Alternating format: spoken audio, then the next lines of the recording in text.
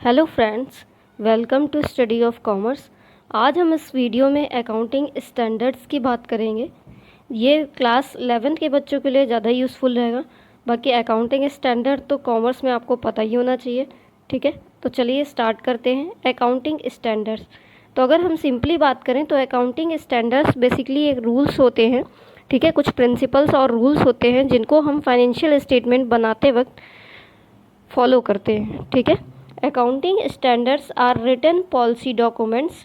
ये एक written policy documents होते हैं। ठीक है, covering the aspects of recognition, measurement, treatment, presentation and disclosure of accounting transactions in financial statement.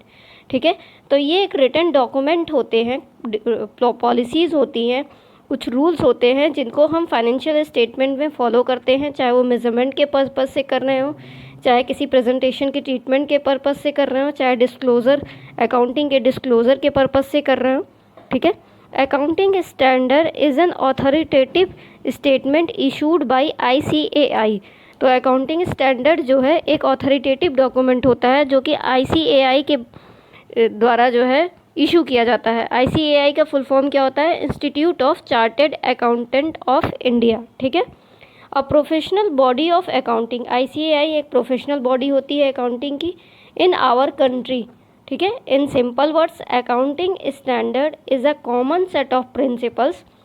Accounting standard अगर हम सिंपल वर्ड्स में बोले तो ये कॉमन सेट ऑफ प्रिंसिपल्स होते हैं, कुछ स्टैंडर्ड्स होते हैं या फिर प्रोसीजर्स होते हैं that define the basis of financial accounting policies and practices. ठीक है, जो कि फाइनेंशियल अकाउंटिंग की पॉलिसीज़ और प्रैक्टिसेस को डिफाइन करते हैं। ठीक है, चलिए अब बात करते हैं कि अकाउंटिंग स्टैंडर्ड की ज़रूरत क्यों पड़ी। अकाउंटिंग स्टैंडर्ड की ज़रूरत इसलिए पड़ी कि होता क्या था कि कोई भी बिजनेसमैन अपना अलग ही रूल फॉलो करते हुए अपनी फाइनेंशियल स्टेटमेंट्स को बनाते थे। ठीक है, तो एक को दूसरे से कंपेयर करने में काफ़ी प्रॉब्लम हो जाती थी क्योंकि लॉट्स ऑफ जो है मेथड्स यूज़ करते थे वो।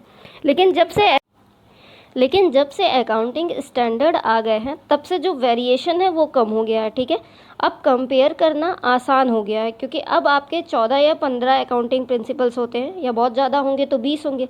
पहले क्या था, 100 ऑफ मेथड्स होते थे, लेकिन अब आपको 15 या 20 मेथड्स हैं, उन्हीं में से कोई फॉलो करना है। ठीक है, तो अब क्या है, कंपेयर करना आसान हो गया है। ठीक है, तो चलिए नीड की बात करते हैं। Need for accounting standard is to ensure transparency, consistency and comparability. ठीक है, कंपरेबिलिटी की वजह से जो है नीट की ज़रूरत पड़ी। And to improve reliability and bring uniformity in accounting practices and policies. तो अकाउंटिंग की प्रैक्टिसेस और पॉलिसीज़ में यूनिफॉर्मिटी लाने के लिए और रिलायबल यानी कि विश्वसनीय बनाने के लिए, इम्प्रूव करने के लिए ही अकाउंटिंग स्टैंडर्ड की ज़रूरत पड़ी। ठीक है, चलिए अब बात करते हैं कि बेनिफिट्स क्या क्या हैं अकाउंटिंग स्टैंडर्ड के। ठीक है, it attains uniformity in accounting. तो ये अकाउंटिंग पॉलिसीज़ में, प्रैक्टिसेस में एक यूनिफॉर्मिटी लाता है। मीन एक कॉमन रूल्स होते हैं तो यूनिफॉर्मिटी अपने आप ही आ जाती है जब सबको वही फॉलो करने होते हैं तो। ठीक है, accounting standard helps in eliminating variations in accounting treatment to prepare financial statements.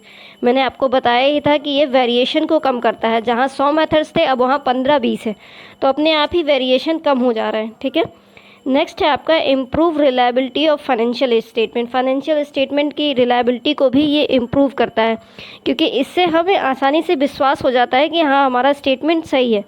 ठीक है, नेक्स्ट है आपका prevent frauds and accounting manipulation. ये फ्रॉड्स और अकाउंटिंग मैनिपुलेशन को भी प्रिवेंट करता है। प्रिवेंट इसलिए करता है क्योंकि जब कॉमन रूल्स हैं तो आसानी से कोई भी चेक कर सकता है कि ये फ्रॉड हो रहा है कि नहीं हो रहा है। ठीक है, इसलिए ये प्रिवेंट करता है। नेक्स्ट है आपका असिस्ट ऑडिटर्स। ये ऑडिटर को असिस्ट करता है क्योंकि कोई भी ऑडिटर होता है वो अगर देखता है अकाउंटिंग स्टैंडर्ड ये बंदा फॉलो कर रहा है, मीन्स इसकी ऑडिटिंग ठीक है। ठीक है, तो एक तरह से ये असिस्ट करता है ऑडिटर्स को। तो चलिए, जैसे बेनिफिट्स होते हैं वैसे लिमिटेशंस भी होती हैं हर चीज़ की, तो अब हम लिमिटेशंस की बात करते हैं। ठीक है, accounting standard makes choice between different alternate accounting treatment difficult to apply. ठीक है, जब अकाउंटिंग स्टेटमेंट में क्या हो रहा है कि हमें डिफरेंट चॉइसेस मिल रही हैं, डिफरेंट अल्टरनेटिव्स मिल रहे हैं ट्रीटमेंट करने के लिए अकाउंटिंग के, तो चॉइस करना डिफ़िकल्ट हो जाता है कि अब 15-20 में से कौन सा ट्रीटमेंट हम करें। ठीक है, नेक्स्ट है हमारा accounting standard can not override the laws. जो हमारे अकाउंटिंग के स्टैंडर्ड हैं वो जो है लॉज को ओवरराइड नहीं कर सकते, जो लॉज हैं उनको फॉलो करना ही होगा, ठीक है। नेक्स्ट है आपका टाइम कंज्यूमिंग अकाउंटिंग स्टैंडर्ड। सीधी सी बात है, अगर हम कोई अकाउंटिंग स्टैंडर्ड या रूल्स या पॉलिसीज़ फॉलो कर रहे हैं तो वो थोड़ा टाइम कंज्यूमिंग रहता ही है, एक प्रोसेस के थ्रू हमें वर्क करना होता है, ठीक है। नेक्स्ट है आपका इन्वॉल्व्स हाई कॉस्ट। ये हाई कॉस्ट इन्वॉल्व करता है क्योंकि अब अकाउंटिंग स्टैंडर्ड करने के लिए आपको एक नॉलेजेबल पर्सन चाहिए होगा, ठीक है, उससे आप ट्रेंड होंगे या फिर उसको बुला के आप फॉलो करवाएंगे, तो ये एक हाई कॉस्ट लगती है इसमें, ठीक है। टाइम कंज्यूमिंग भी होता है और हाई कॉस्ट भी लगती है।